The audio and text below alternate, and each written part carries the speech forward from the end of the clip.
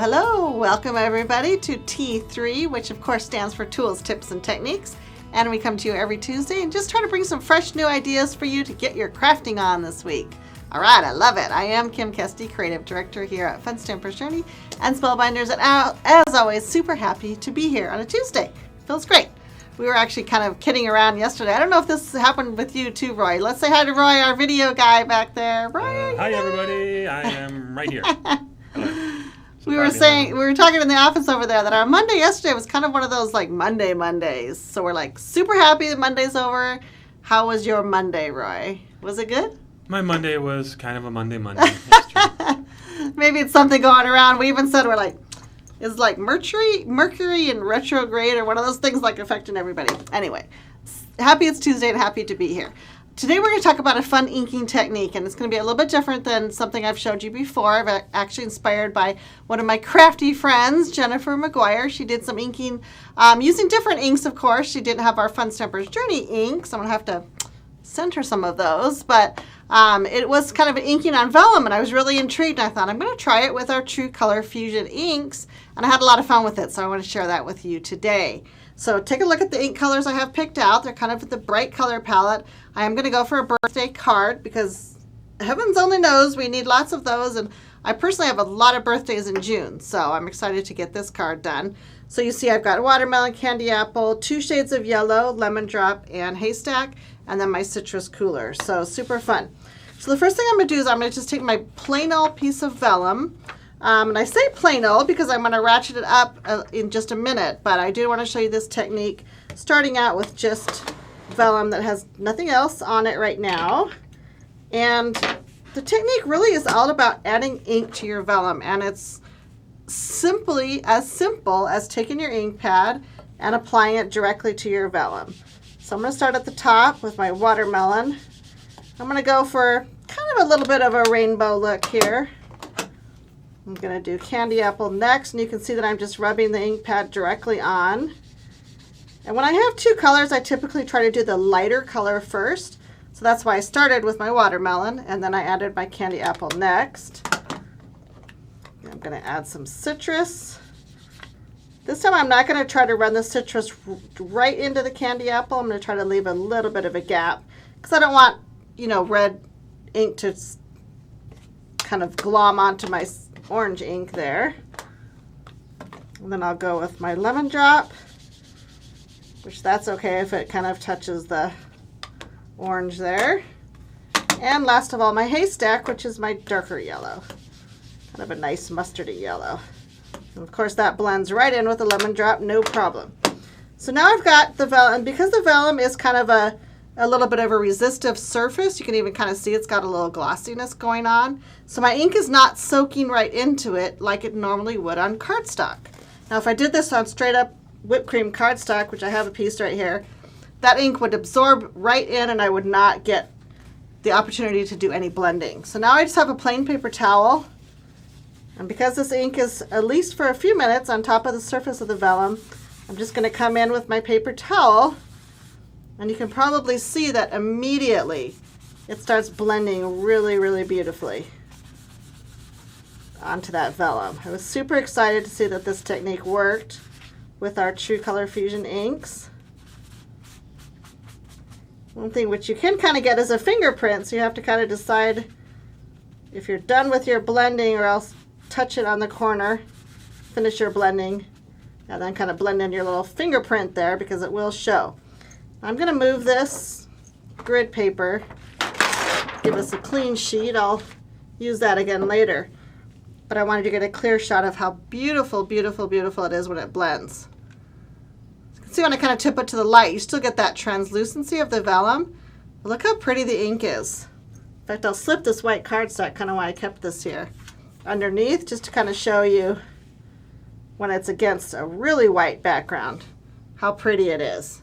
And talk about simple, right? I mean, that is something you could do right away if you have a piece of vellum. If you have any of our True Color Fusion inks, just grab some colors that kind of coordinate and blend together and try it. Try something new. So fun. So super happy with that. What I would recommend doing is if you're going to go immediately to working on this piece, like for example, stamping on top or whatever, that you do take our heat gun and kind of heat set that. And that's going to make sure the color stays in place for adding another layer of stamping. I can just think of so many fun possibilities for this.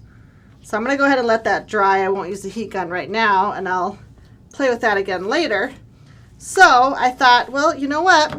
Why don't we do some fun things with the front of the vellum? That's kind of where we're going with this technique. So I got my fringe wall, and this is one of our large background stamps, and you can see that it basically covers the entire card front. So I went ahead and cut another piece of vellum, and I did do white embossing on it. Now, I've done embossing quite a few different times for you here on T3, so I'm not going to walk you through the entire thing of how to emboss this, but it would be the same exact thing as embossing on one of our regular pieces of cardstock. I would go ahead and stamp it in clear pigment ink, which I have right here. So I would load up my stamp, load it up with my clear pigment ink, stamp right on the vellum. And actually what's really cool about the vellum, maybe I should have had another piece too, but when you lay the vellum down on here to get the stamping, it's pretty cool since you can see through the vellum, as you can kind of, tell even here on the video.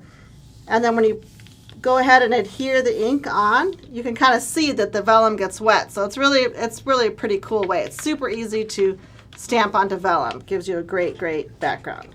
And then I just added our white embossing powder, which I have right here, and I heat set it with the Journey gun. So when I heat set it, it's fabulous. Everything kind of melts together and creates this really awesome surface. People have sometimes asked me, can you emboss on vellum? Or does it get all wacky or wonky? And it works really beautifully. The vellum really doesn't warp at all. Turns out really, really nice. So do any of our embossing powders on vellum are going to work perfectly for you.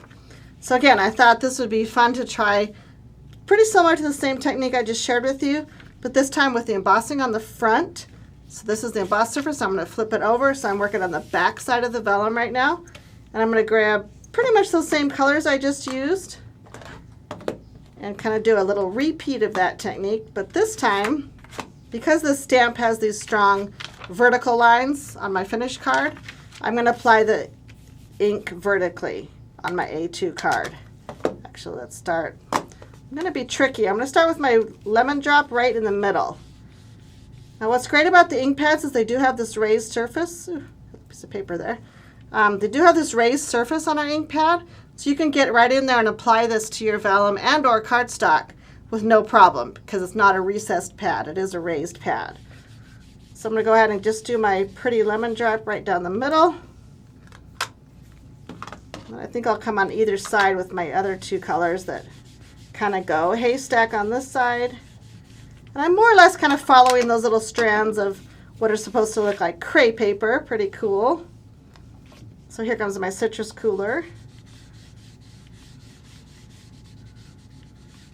And again, I'm not too worried about doing the citrus cooler on top of the yellow because that's not going to contaminate my ink pad. Then I'm going to do watermelon. I love watermelon, one of my favorite ink colors. So fun and vibrant. And I'm going to flip it around. You can see how the stripes already are coming out so cute, right? I love it. When I was trying this technique, I actually looked at this piece when I had it finished, when I was working on my original card. And I was like, oh, I kind of love it like on the back side of the vellum. Like I love how this pattern in particular, because it's so bold, really shines through the vellum.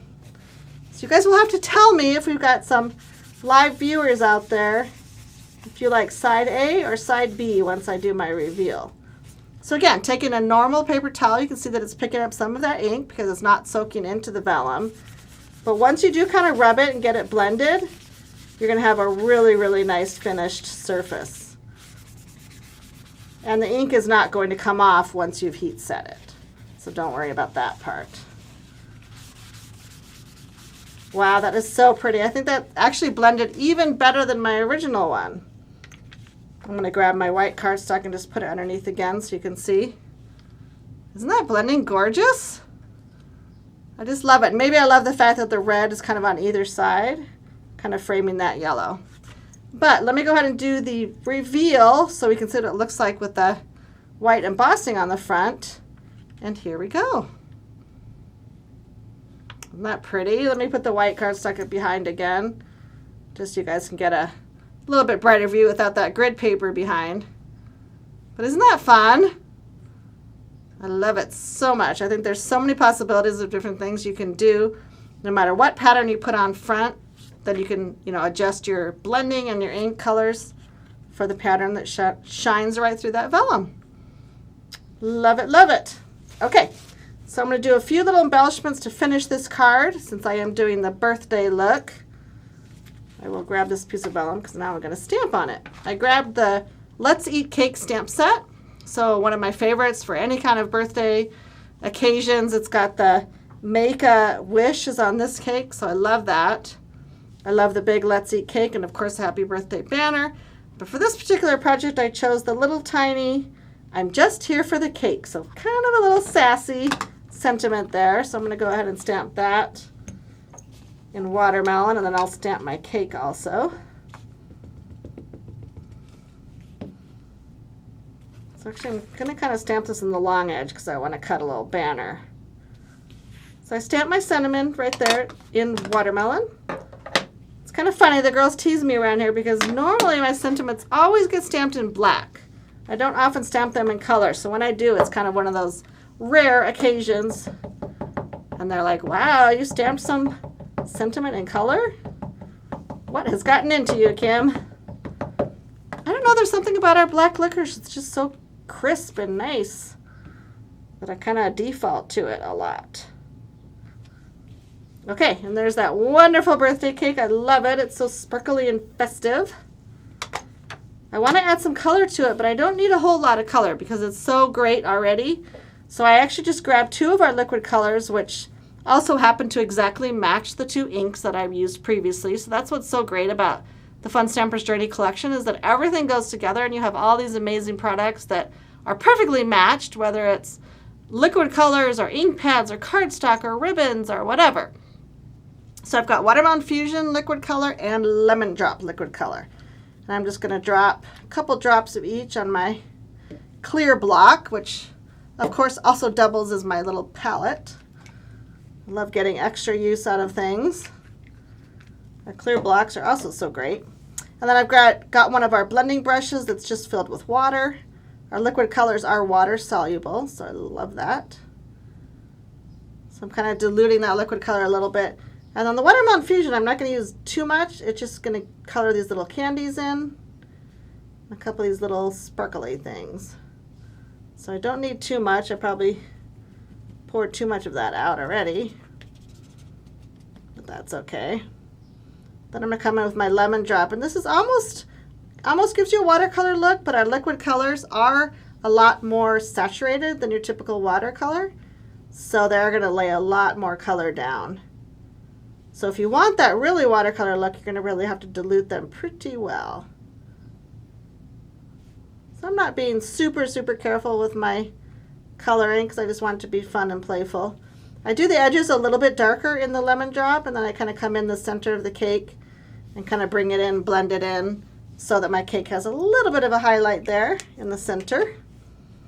I love how that looks. Oh, then I'm going to add a few more little yellows just for some of these little candles. Kind of give them a little sparkle. So again, when you talk about coloring, you talk about, trying to be fancy with your coloring, or I've heard some of my viewers say, I'm not good at coloring, I don't know, I'm not that great at it.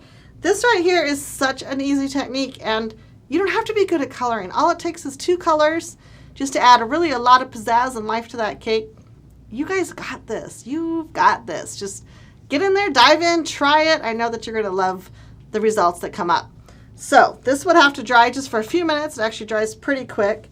And then what I did for my finished card is I went ahead and just took my detail shears and I just kind of fussy cut all around here. I won't take all the time to do it, but this is called detail cutting or fussy cutting. Then I would just go all around the little image. And then this guy right here, I took my trimmer and just trimmed a little banner shape. So that's all about the layering. And then last but not least, I added some fun little sparkle dust. So I added this with our Journey Glaze. I'll actually demo just a little bit real quick on this cake. I'm going to add a little bit of Journey Glaze. This is our clear adhesive. It's absolutely wonderful. I'm just putting a little bit on the candies. You can see how glossy and shiny it is. You wouldn't even really have to do anything else.